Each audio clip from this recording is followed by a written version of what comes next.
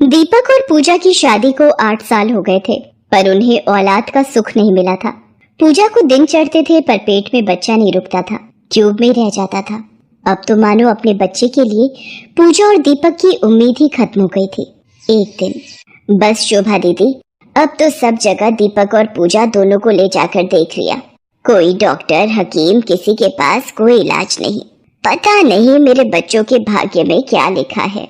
आशा, तुम चिंता मत करो, भगवान कभी कभी मनुष्य की परीक्षा लेते हैं। दीपक की माँ आशा दीपक और पूजा की चिंता में परेशान रहती थी। एक शाम, देखिए इन्हें 15 दिन ऊपर है, पर बच्चा इनकी ट्यूब में ही पनप रहा है। हमें अबॉर्शन करना होगा। बार बार अबॉर्शन करने से इनकी एक ट्यूब पूरी तरह खराब हो चुकी है। सॉरी, अब ये कभी मां नहीं बन सकती। हे भगवान, अब मेरे बच्चों का क्या होगा? उन्हें इतना बड़ा दुख क्यों नसीब हुआ? माँ जी, मेरे साथ ही ऐसा क्यों हुआ? मेरे ही भाग्य में ये दुख क्यों आया? क्या अब कोई मुझे माँ कहकर नहीं पुकारेगा? माँ जी। चुप हो जा मेरी बच्ची, मैं भी तुझे क्या दिलासा दूं? मेरे पास भी इस बात का कोई जवाब नहीं है। एक उम्मीद की किरण जगी थी, वो भी छिन गई। पूजा, डॉक्टर ने तुम्हें आराम करने के लिए कहा है ना, तुम रेस्ट करो। ज्यादा चिंता करोगी तो तुम्हारी तबीयत ज्यादा खराब हो जाएगी। पूजा उदास रहने लगी थी। बस घर का काम करके अपने कमरे में बैठी रहती थी। पूजा, थोड़ी देर कहीं घूमने चलते हैं। चलो तैयार हो जाओ। नहीं दीपक, मेरा मन नहीं है, थोड़ी थकान है। आप बैठो, मैं आपके लिए चाय लाती हूँ। दीपक, मैं जानती हूँ माँ ना बनने का दुख बहुत बड़ा है एक औरत के लिए, पर मैं देख रही हूँ आज तू भी थोड़ा परेशान दिखाई दे रहा है। माँ, क्या बताऊं, पूजा के सामने मैंने आपको बताया नहीं, मेरा सारा माल वापस आ गया। क्लाइंट ने सारा माल वापस भेज दिया। पता नहीं किस्मत कहाँ खराब हो रही है। मेरे तो दुख मानो बढ़ते ही जा रहे हैं। दीपक बिजनेस के घाटे की बात आशा से कर ही रहा था, तभी पूजा सारी बात सुन लेती है। अरे पूजा, लाओ भाई चाय दो, कब से सर में दर्द हो रहा है। तुम्हारे हाथ की चाय पीकर मिनटों में गायब हो जाएगा। दीपक, आप आज भी मेरे से ठीक से झूठ नहीं बोल पाते। मैंने आपकी बात सुन ली है। बिजनेस में आपको नुकसान हुआ है और मैं भी तो आपको कोई खुशी नहीं दे पाई। पूजा, आज बोल दिया, दोबारा ना कहना। तुम हो तो मैं हूँ। दीपक काम को लेकर परेशान था, पर वो पूजा को और परेशान नहीं करना चाहता था। अगले दिन पूजा की सहेली आकांक्षा उसे मिलने आती है। नमस्ते आंटी जी, कैसी है तू पूजा? फोन पर इतनी बात हो नहीं पाई, मैंने सोचा आज इसे मिलने ही आ जाती हूँ। बहुत अच्छा किया बेटी, वैसे भी पूजा का मन तुम्हारे आने से थोड़ा ठीक हो जाएगा। तुम दोनों बातें करो, मैं तुम्हारे लिए चाय बना कर लाती हूँ। पूजा, मुझे तेरे से एक जरूरी बात करनी है। क्यों ना तुम लोग किसी अनाथ आश्रम से बच्चा गोद ले लो, एक बच्चे को भी माँ बाप का प्यार मिल जाएगा।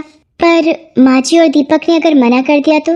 तू एक बार दीपक जी से बात करके देख, शायद बात बन जाए। पूजा दीपक से इस बारे में बात करती है। पूजा, मुझे तो बस तुम्हारी खुशी चाहिए, मैं माँ से बात करता हूँ। दीपक, मैंने पूजा को हमेशा अपनी बहू नहीं बेटी माना है। अगर तुम दोनों अनाथ आश्रम से बच्चा गोद लेना चाहते हो तो मुझे क्या आपत्ति होगी। मेरे लिए तुम दोनों की खुशी से बढ़कर कुछ नहीं। आशा की बात सुनकर पूजा भी बहुत खुश होती है और अगले दिन दीपक और पूजा अनाथ आश्रम में बच्चे को गोद लेने के लिए पता करने लगे। पर जैसा दीपक और पूजा चाहते थे, उन्हें कहीं भी किसी अनाथ आश्रम में कोई नवजात शिशु नहीं मिला। इसके बाद तो मानो पूजा की उम्मीद में फिर से निराशा ही हाथ लगी। हे भगवान, अब मैं क्या करूं? मेरी एक और उम्मीद भी खत्म हो गई।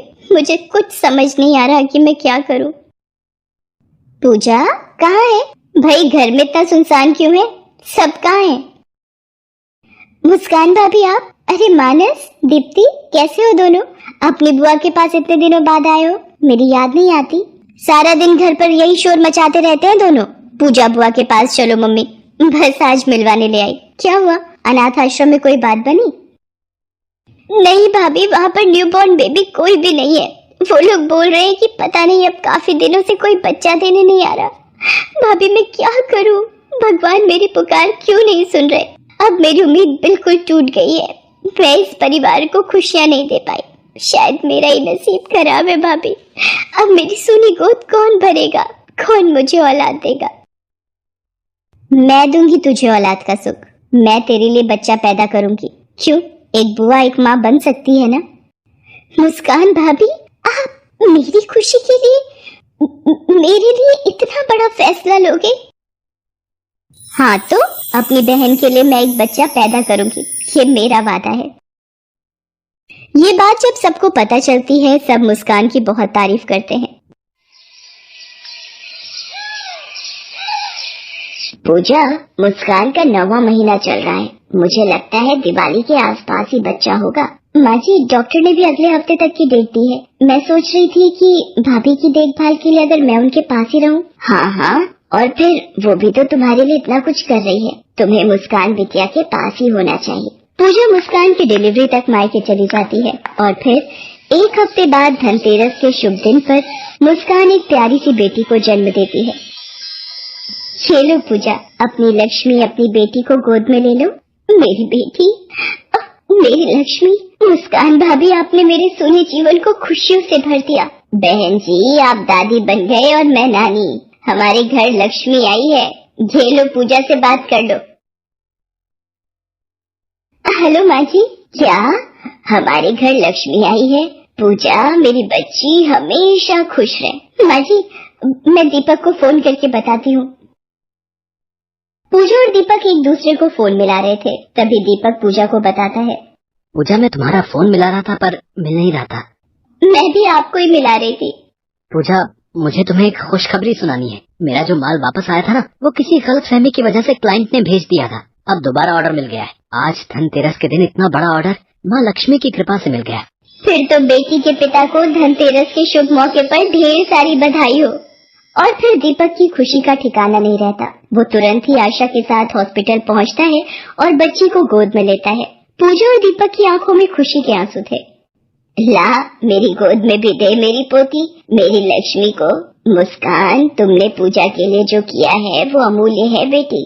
दीपक और पूजा की जिंदगी में सचमुच धनतेरस के दिन लक्ष्मी रूप में बेटी का आना उनका भाग्य ही बदल जाता है। दीपक का कारोबार भी बेटी के आते ही ठीक हो गया और माँ लक्ष्मी की कृपा से बेटी के नन्हे कदमों से पूजा और दीपक के परिवार में धनतेरस की खुशियाँ दुगनी हो जाती हैं। हेलो दोस्तों, कैसे हैं आप सब? हमारी कहानियाँ देखने के लिए हमारे चैनल को सब्सक्राइब कीजिए और हाँ, बेल आइकॉन पर क्लिक करना मत भूलिएगा।